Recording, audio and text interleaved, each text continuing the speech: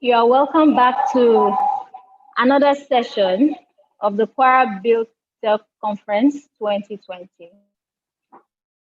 This is the third session for today, and we are going to be talking about branding and agency. When we talk about communication, communication is not effective. And when it is not effective, everything suffers. The entire system collapses, and the collapsing of that system is inevitable. Within and outside, there is a form of communication. To build a business, you can neither drive transformation nor inspire desired change until you communicate clearly. Join us in this session as we discuss branding and agency and how to optimize as you build your tech company.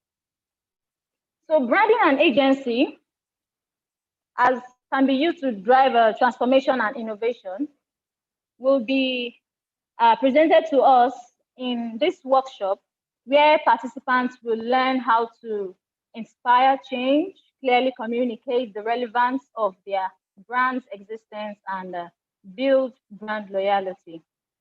So we are going to be taken by Ms. Rachel Onamusi, the founder of CEO of VN. She's into digital marketing, communications, and personal branding. She's a skill facilitator with special interest in ICT. You can find Rachel Onamusi at Rachel Onamusi on Twitter. So welcome, Rachel Onamusi. Thank you very much for having me here. Madam Rachel? Yeah, can you hear me? Yes, I can hear you clearly. You're welcome. Fantastic. It's good to have you. The pleasure is all mine. Good to be here. Thank you for having me. We look forward to having a very interesting session with you. Sure. Screen sharing has been disabled, so if you'd like to make me a co-host, I'll be able to start this presentation. Okay, we'll do that right now. Mm-hmm.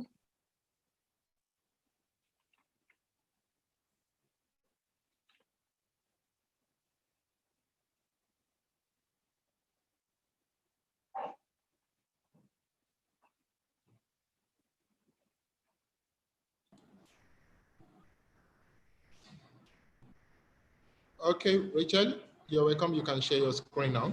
Thank you. Okay, so that's fantastic. Thank you.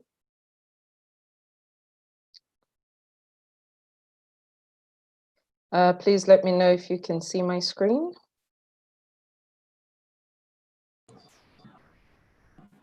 Yes, we can see your screen.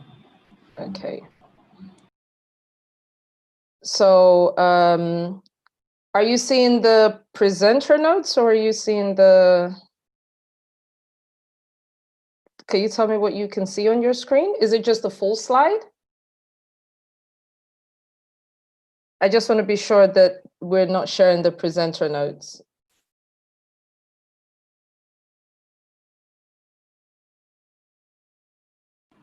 Hello? Okay, Rachel, it's not a full screen yet. Can you click on presentation icon so that it can display it in full?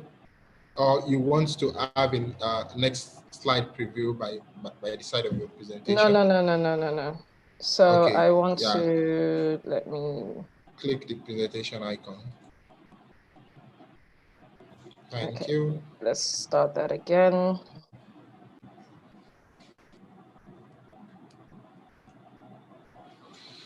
But at the moment, it's cool. It's cool like this. What are you seeing at the moment? My screen is paused at the moment. Yeah, I'm seeing your presentation slide. Then I'm seeing a next slide by the side, which is cool. No, that's not what I want to share. I don't obviously want to share. Just bear with me. Okay. So my screen sharing. Okay.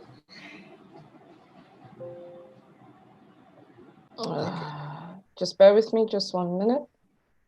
No problem. Take your time. Okay.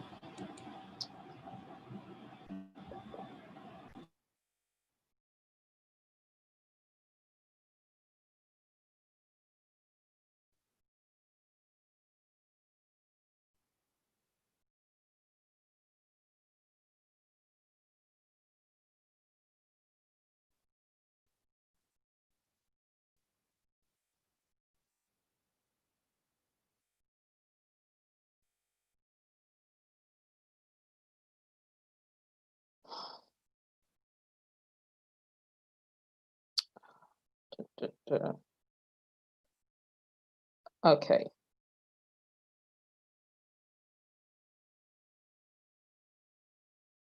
Yeah, maybe I should just share this.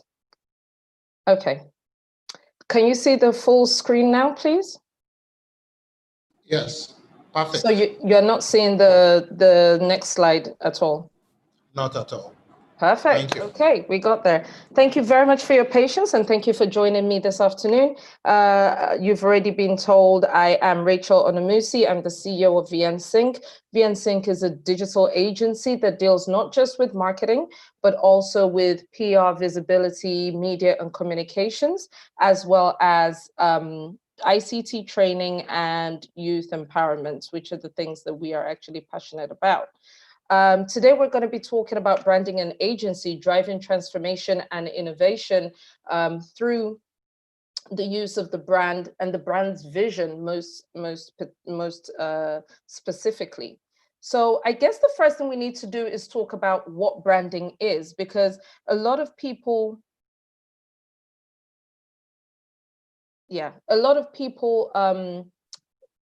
a lot of people think branding just means bright colors, pretty colors, you know, what they are going to, you know, I want it red, or I want it blue, or I want it pink and all of that, without thinking about, well, okay, so what does that mean? Why am I having, why am I even having the, so this isn't, this for some reason, this keeps glitching out on me.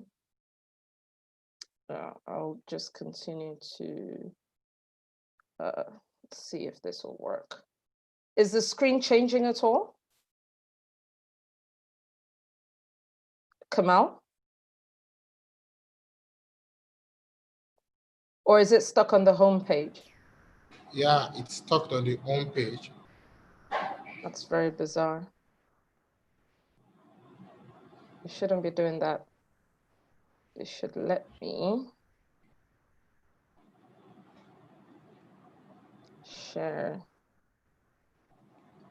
this one.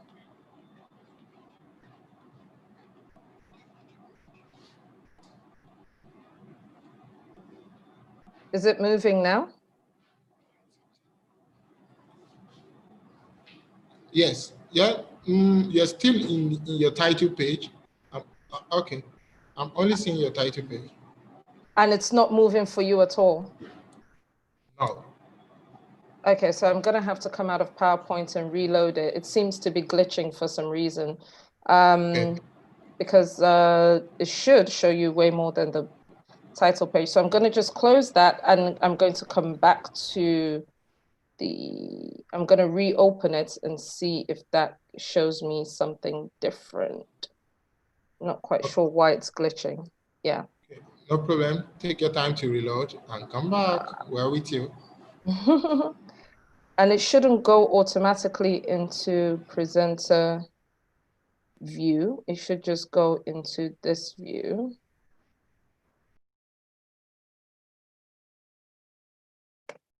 Oh, okay. Let's do it that way. Let's see if that works.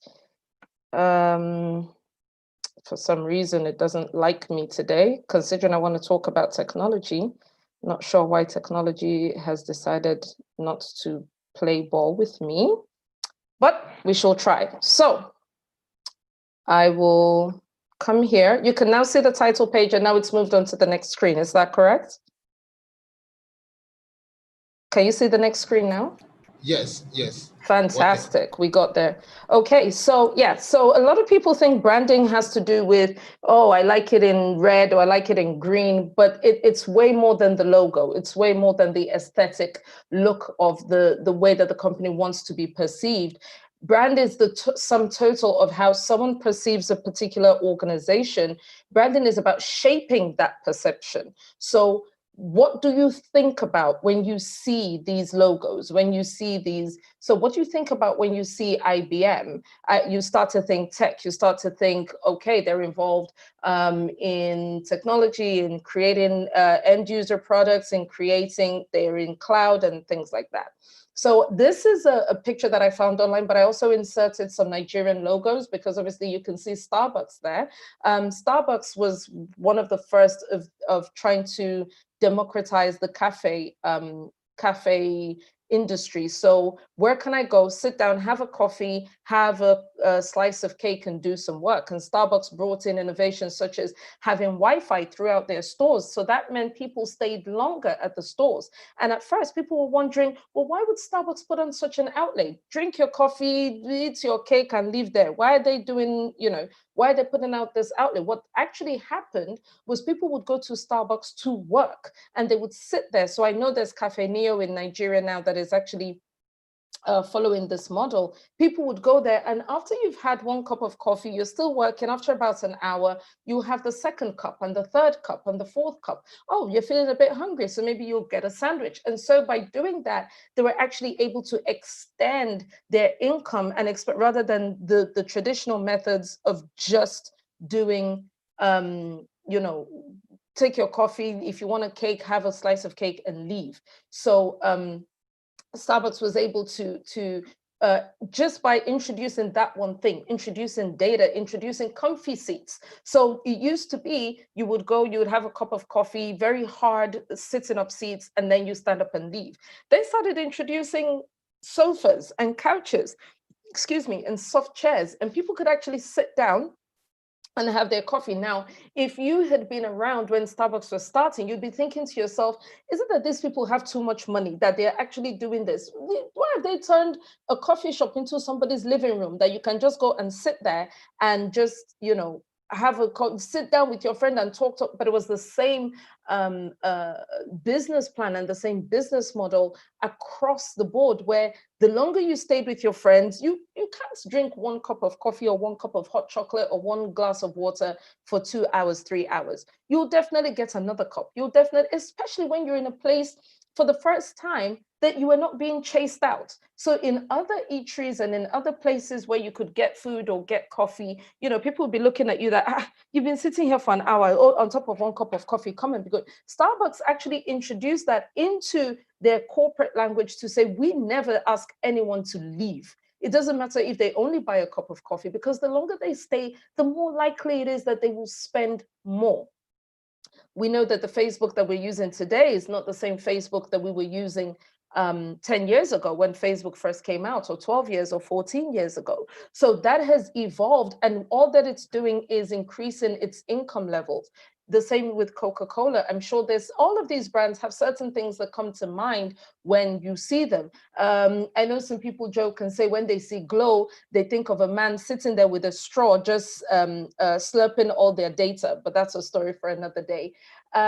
We know Yahoo was around. And by the way, Yahoo is not to be sneezed at, because even though it only has the core offering is, of course, there's Yahoo News and a couple of other things, but it actually was the email, should I say, the email platform or email solution that allowed you to upload files of all different sizes. So where Gmail would be giving you 15 gig to start with, I have emails from Yahoo going back 10 years. When Yahoo was my first email, I was never a Hotmail person, but there's emails from 12 years ago, 14 years, 20 years ago, that has kept all of the data, all of the information, and all of the storage, and Yahoo has made this possible. And it's actually, I know they've tried to tighten up on their security, but yeah, it is it's one of those brands that you look at and you think, oh, old reliable, oh, Yahoo is still there, oh, I still have a Yahoo inbox, even though now I use it for those things that I subscribe to, and I really don't want them to disturb me. So there's that. So a lot of these brands will bring up a lot of thought processes, a lot of, okay, what do you associate with them? When you see these brands, what do you think about? What sort of thoughts run through your head? And here's some of the things that branding will do for you. The central thing is that it creates meaning around a product or service. So it's more than just, oh, what is my brand? My brand is the yellow, the golden arches of McDonald's, or the blue F of Facebook. What is my product? What is my service? What am I doing? And it's not even just what am I doing by way of what am I selling? It's what is the end goal? So Starbucks's brand is more than just coffee. Starbucks delivers excellence, one cup of coffee at a time. That means I want to be able to walk into a Starbucks in Hong Kong and get my latte the same way it would taste if I was getting it from my the one in my town over here in the UK. It means I want to be treated in the same way when I go to Sri Lanka, if there's a Starbucks there, or to Russia, if there's a Starbucks there.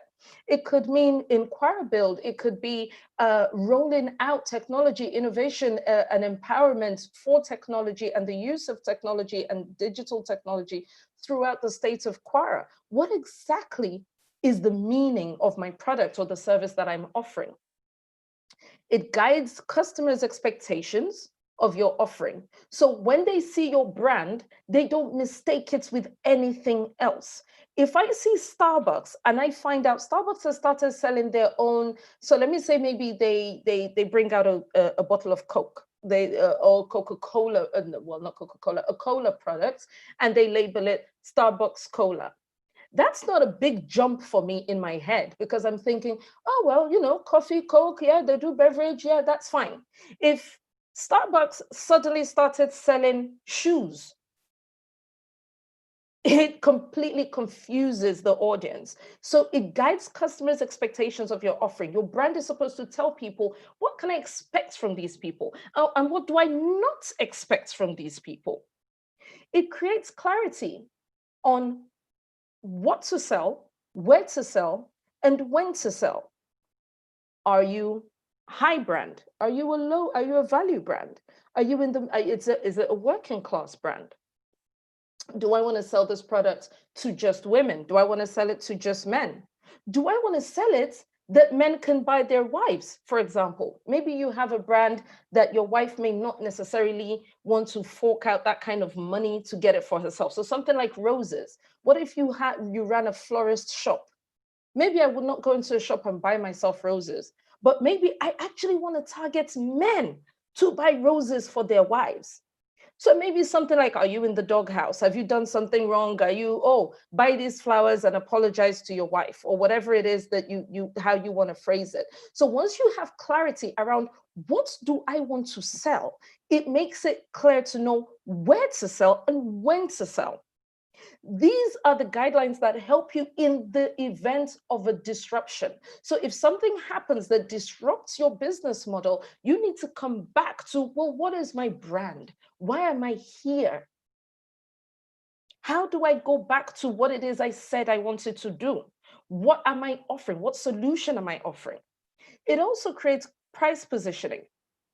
How much to sell for? So like I said before, are you high value? Are you low value? Are you selling to, are you stacking them high and selling them cheap? Okay, I want to sell this thing really, really cheaply, but I want a million people to buy it. Or I only want 100 people who can afford ₦1,000,000 Naira. Or I want this thing to be available to middle income earners and things like that. What exactly is the price positioning that I'm going for in the market? And later on, if there's time, we might talk about price extension. So brands do something where they will have a quality version of the same products and then create a lower level or a lower value version of the exact same products. You'll find a lot of phones do that, where they release two phones at the same time. Apple did that, I think, with the iPhone X and then the iPhone 6, I believe, or one of the 6X. And they did that where you can go for the X that was all these features and all these different things. And then you could go for something with a lower price point. It's still a brand new Apple phone, but it has a lower price point. Finally, your brand helps you to create great customer connection built on trust and loyalty. Once I know what you do, when you do it, where you do it, how much you do it for, I am able to trust, if I'm going on Virgin, this is how much the flight is going to be. If I'm going on Sprite or EasyJet, this is how much it's going to be. You know, these were the These are the different things that customers start to associate with your brand, so they have that connection with you. But a brand is more than just a pretty color. It's more than the red and blue of Pepsi. So we've talked about what is branded. Why does it bring us where we are? Why do we come to recognize certain things when we're thinking about the brand? Why do we come to expect? Why do we have these anticipations? Why do we have? It is because the whole job of the brand is to add money to the bottom line. So there are a lot of businesses, a lot of you would be told, maybe as the head of branding or maybe as the head of the business, you'll be thinking, oh, why am I going to spend this kind of money on branding? Why is the logo asking me for this? Why is this thing, why is the head of marketing talking about this? Or why would I spend this kind of money in promoting this thing? It's not that important. How does it add to footfall, or how does it add to the number of people who actually come through the door or who actually make the sale? And that is because all of these things work together to actually grow your income, grow your bottom line, and gives you that buffer against disruption. So you are fortified when something doesn't go right, or when something changes, when things are not going how they should. It is because the branding, the everything that you're looking at is just adds to your final ledger, your balance sheet, your income and expenditure sheet. So I know a lot of people think a lot of brand owners think they're insulated from the inner workings of the business. They think they're not supposed to be, how they make money doesn't concern me. It does, because if you've done your job properly, people should start to have certain expectations about the brand and should start to shop and buy based on those expectations. And so what happens in when disruption happens? How do you rethink your business, not your vision, not your brand, but how do you rethink your business to drive resilience and growth through disruption? There are two main ways you can do this. The first way is to reimagine the customer journey, which is the awareness, consideration, purchase, and retention. First of all, I need to make them aware that I now do this. I now have this product, or I now have this service, or I have this thing that I'm doing. The second thing is consideration. Make them consider buying it. Maybe they had previously bought it, but only with my competitor or only through someone else, or you're new to the market. You're new, and there are other people who've been doing this, other brands who've been doing this, other brands that are probably considered industry leaders.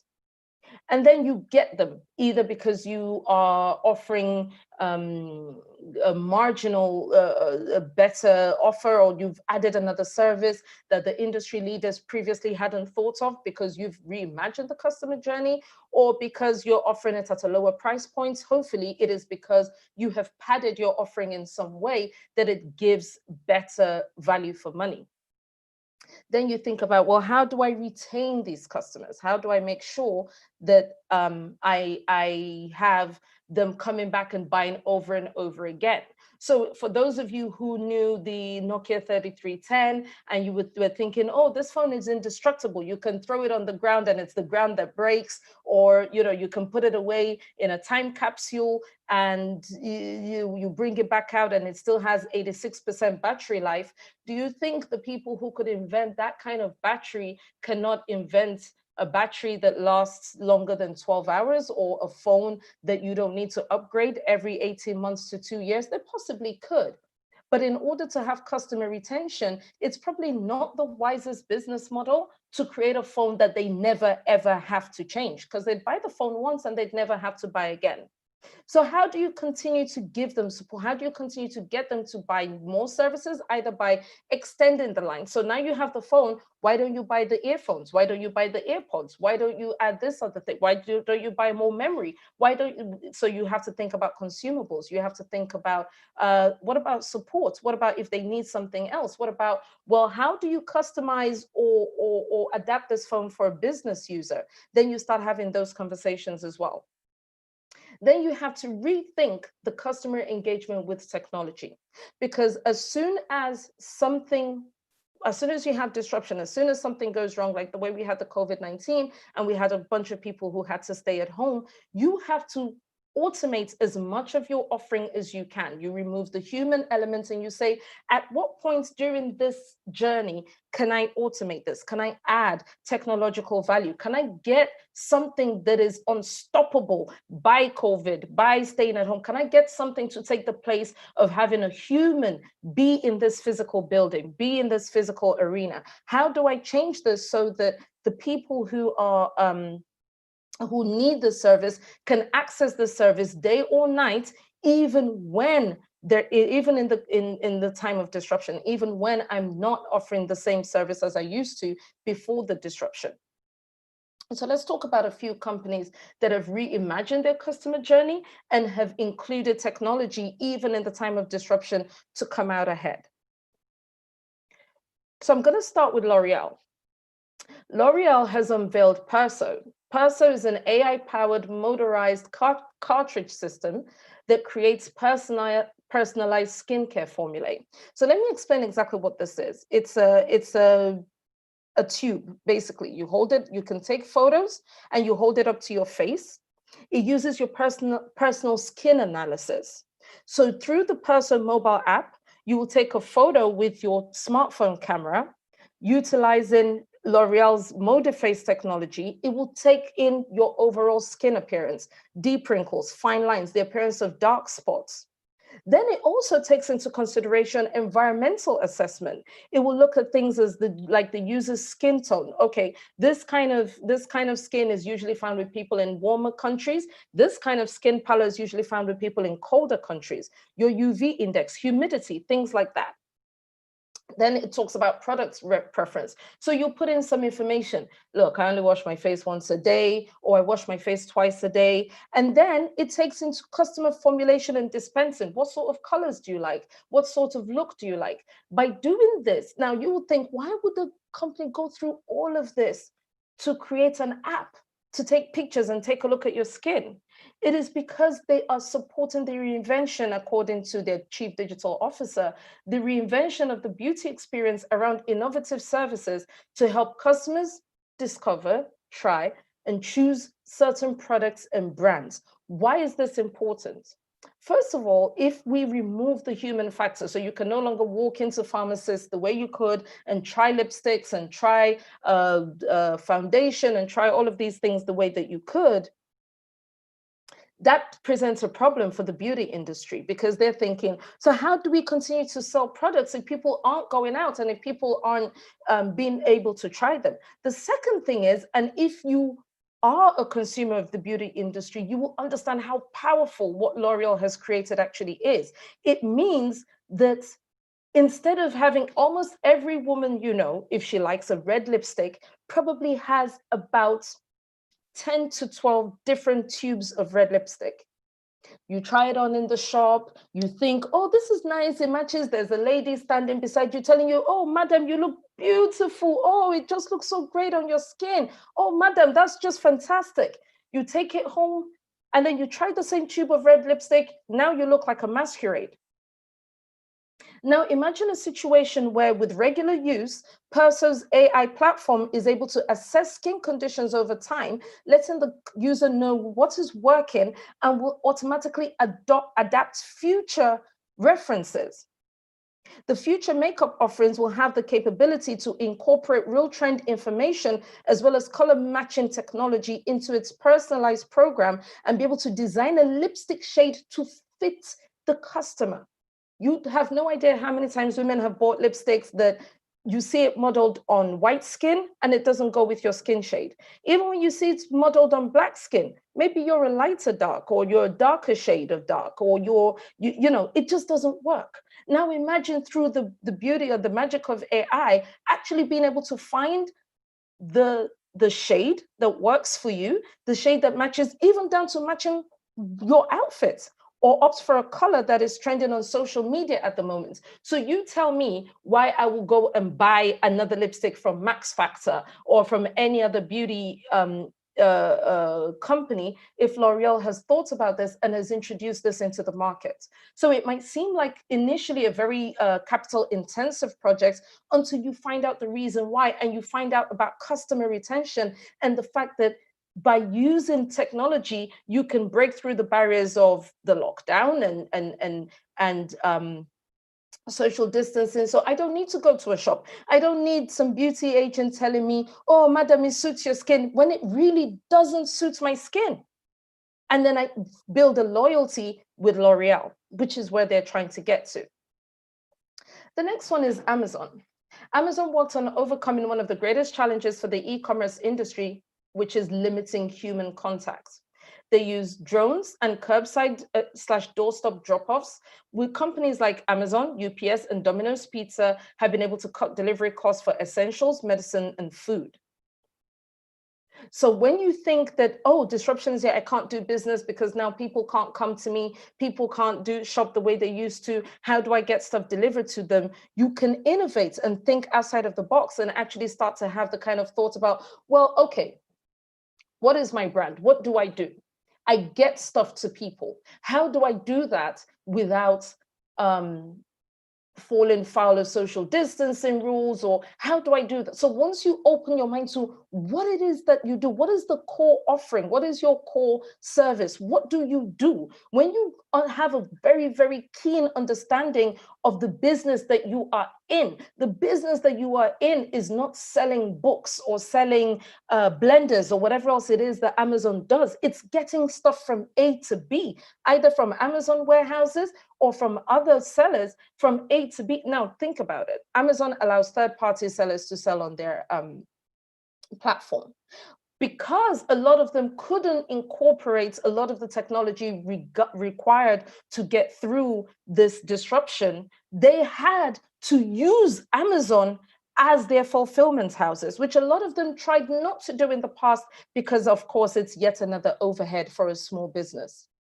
So now I've been selling on Amazon for 4 years, 5 years, 10 years, but I've always done my own shipping because I use the post office, I use Hermes, I use UPS, but now I can't do that because they don't have that drone facility. They don't have curbside doorstep. So Amazon can market to the other retailers on their page and say, listen, we take the headache, you can still stay in business, just send your stuff over to us and we'll dispatch it for you.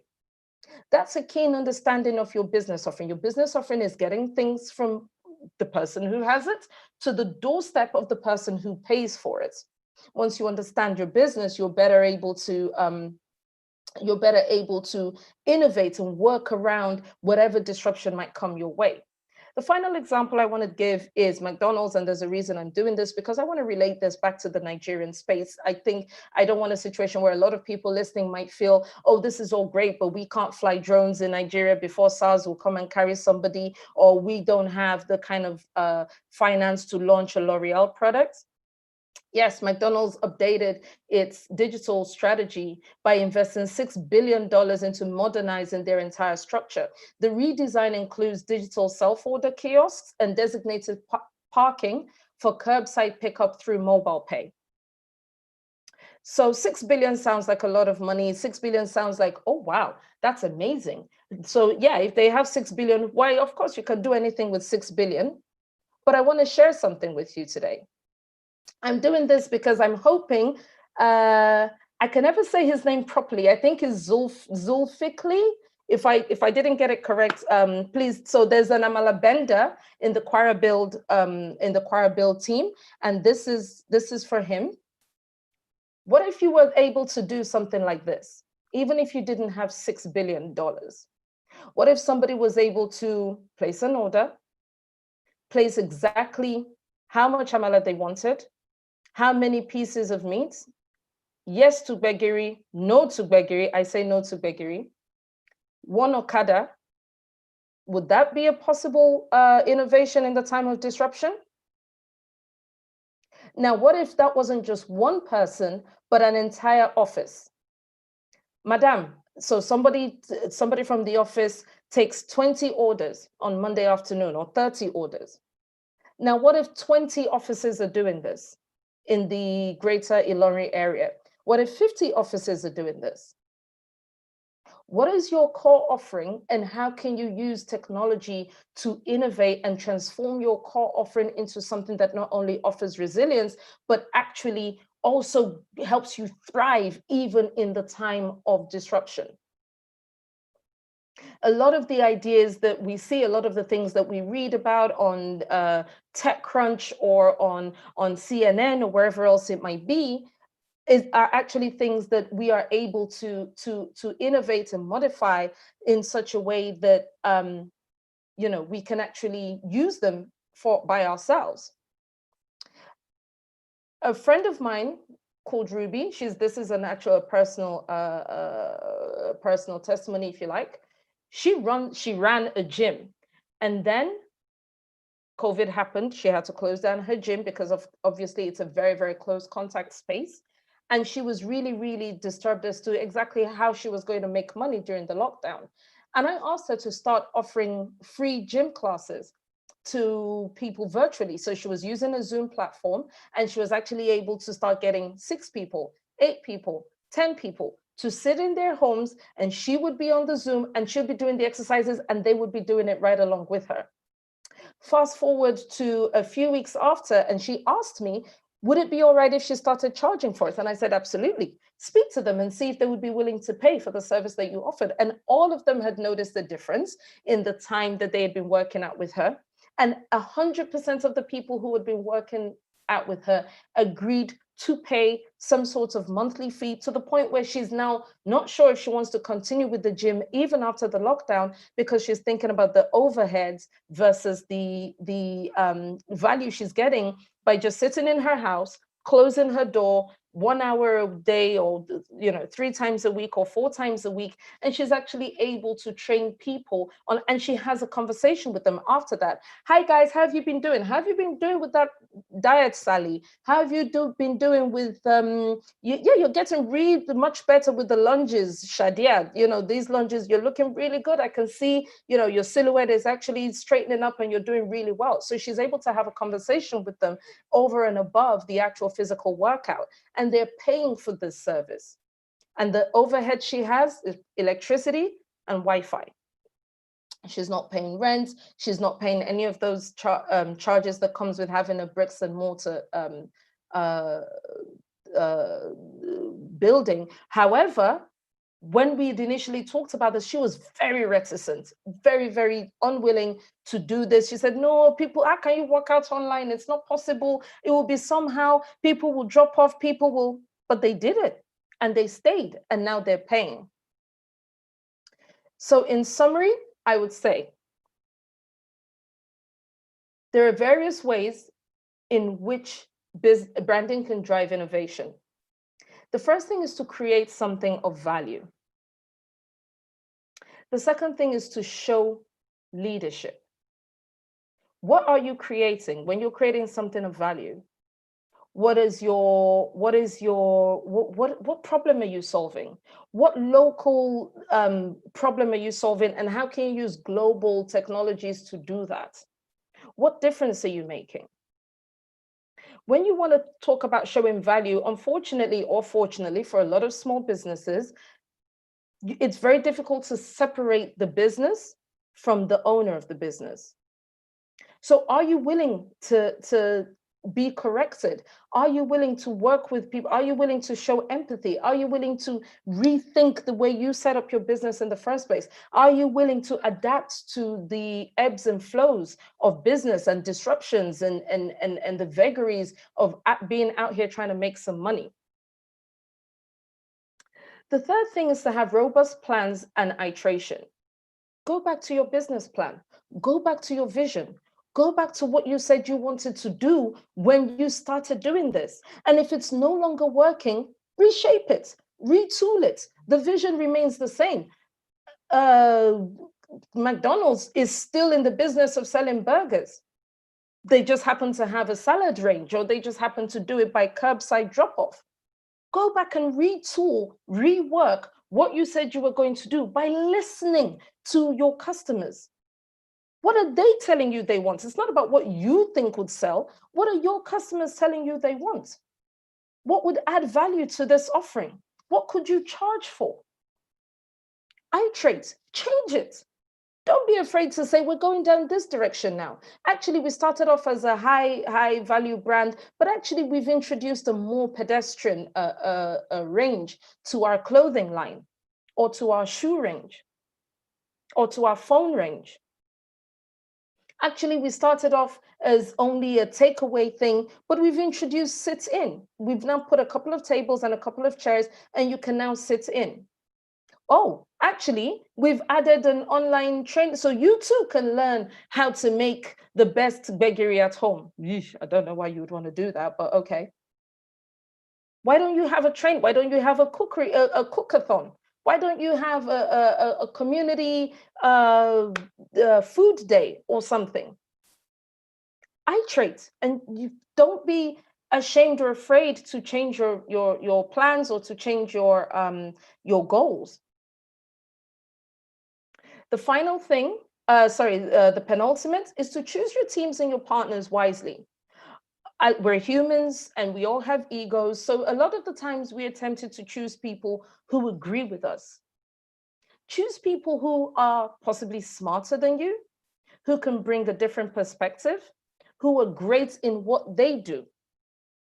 So I'm good at the big blue sky thinking, the general idea. I need to have someone on my team who's great at detail, who's going to come back to me and say, nope, there's a spelling error in this. We can't put this out yet. This has to be like this. Nope. Somebody who's great at algorithms, who loves data, who loves to collect all that information, who loves to say, no. I know you think the public want this, but from the data we've collated, actually, 56% of them said they would rather do this. So I know this isn't the path you wanted us to go down, but the people are telling you this is what they want. Don't be afraid to work with people who challenge you, who push you, who stretch you to do better for your business. And then the final thing is to focus on institution building.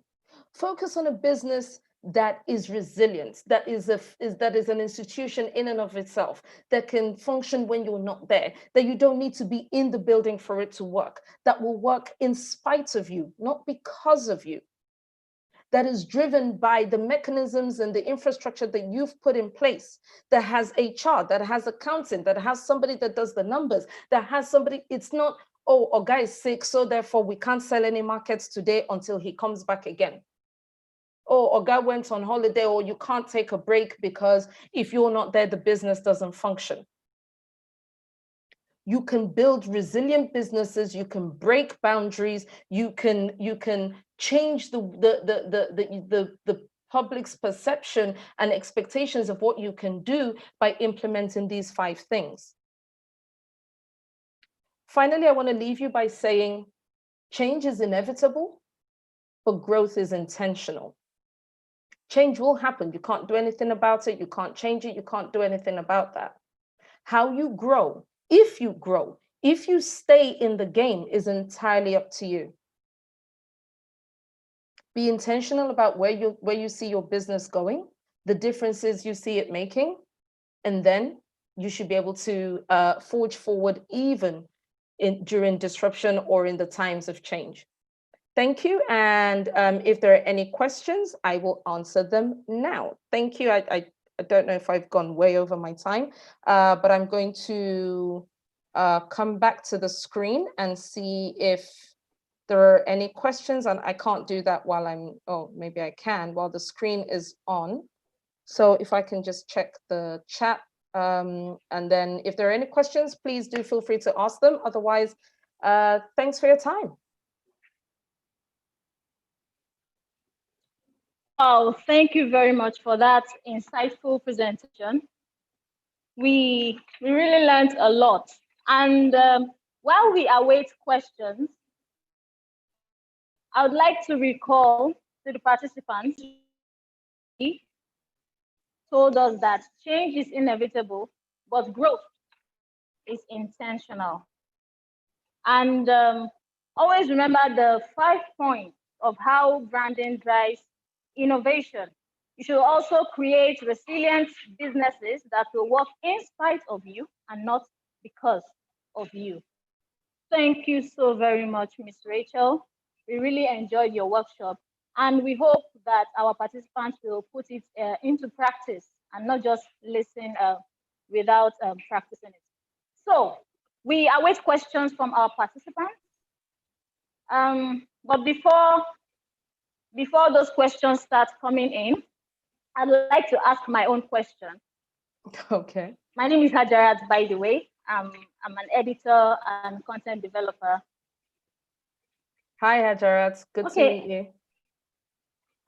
Rachel, please, can you stop sharing your screen now? Sure. Just bear with me. Is there something you'd still like us to know? All right. Thank you. My name is Hajarat. I'm an editor and content developer at KWARABUILD. And my question is this. In spite of trying to create a business and using technology and everything, what about the environment where someone belongs, where there are no necessary infrastructure like electricity, or the prices to get internet very high? How do you think one can still manage a business in such community? Fantastic. So when we're talking about stretching yourself beyond the theory of what bigger businesses do. So where I was saying, for example, that, excuse me, McDonald's might have spent $6 billion in completely having a technological renaissance and changing the way that their food is being taken all around the country. I know that Uber still works in Nigeria, despite the price of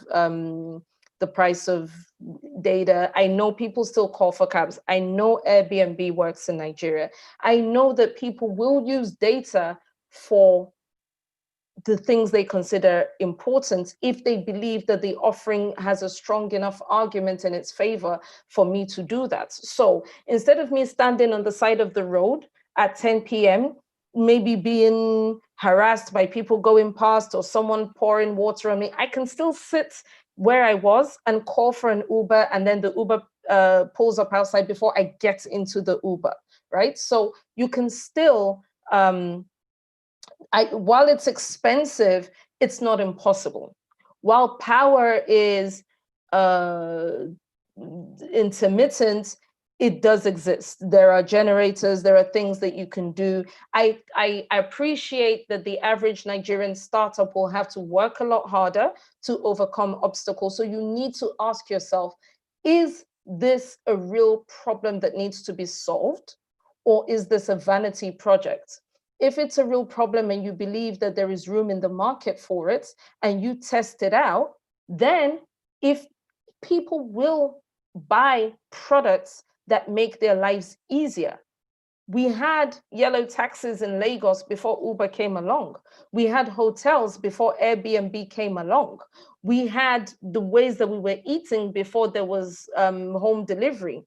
We had markets before we had these big supermarkets that you now have.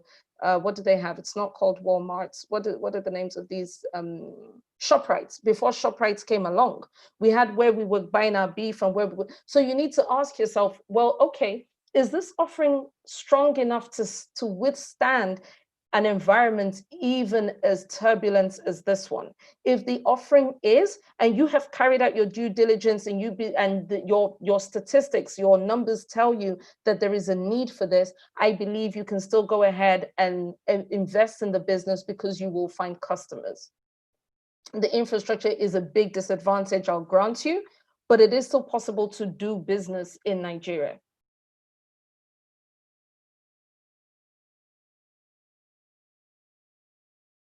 You're on mute, Hajara.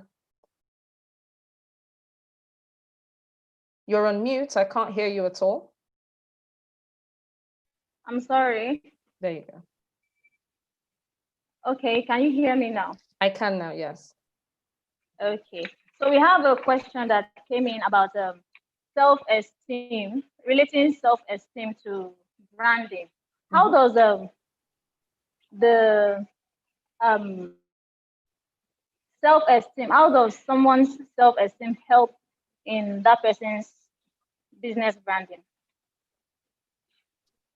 I think those are two different things. I think working on your self-esteem is very important, because if you don't, you will constantly lower the ceiling for yourself long before the society that you live in, before the infrastructure or lack thereof lowers it for you. You will constantly be flying at half-mast, where you think, oh, I'm not good enough. Oh, I can't possibly pull this off. Oh, I don't know anything about this industry. Oh, I think one of the first things to do is to be objective about what it is that you're trying to pull off. Put it on a piece of paper or put it on a screen somewhere and say, okay, well, what exactly do I want to do? I want to build a tech hub.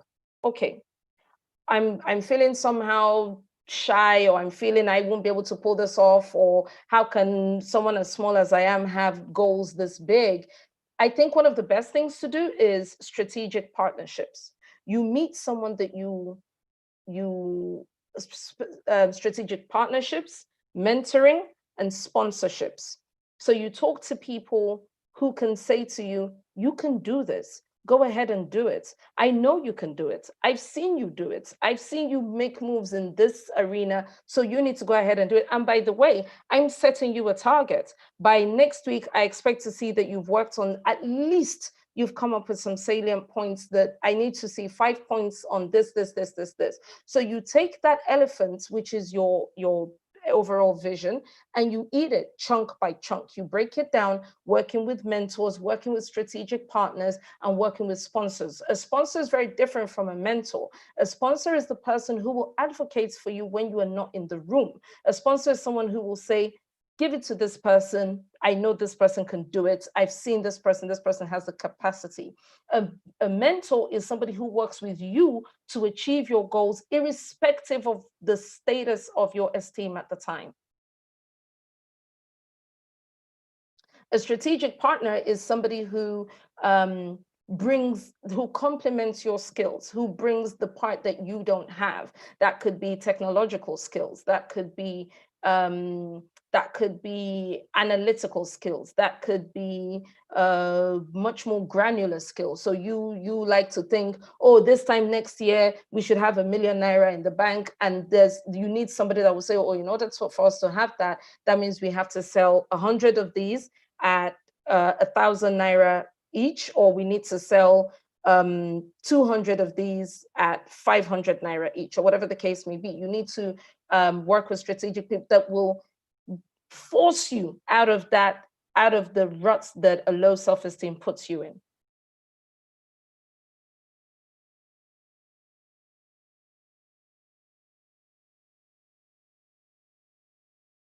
Ms. Onamasi. So in summary, we have to find our own way around the problems that we have and provide solutions to those problems. Correct. We need to write down our objectives, create specific partnership, and break down our elephant project. So we also mentioned that a sponsor works for you, a mentor works with you, and a strategic partner makes things work out for you. That was really insightful. I like that. Thank you so much for giving us that wonderful presentation. And it's actually a workshop, and we learned a lot. Thank you very much, Ms. Rachel. Thank you very much for your time. We hope that sometime in the future, we'll be able to learn from you as well.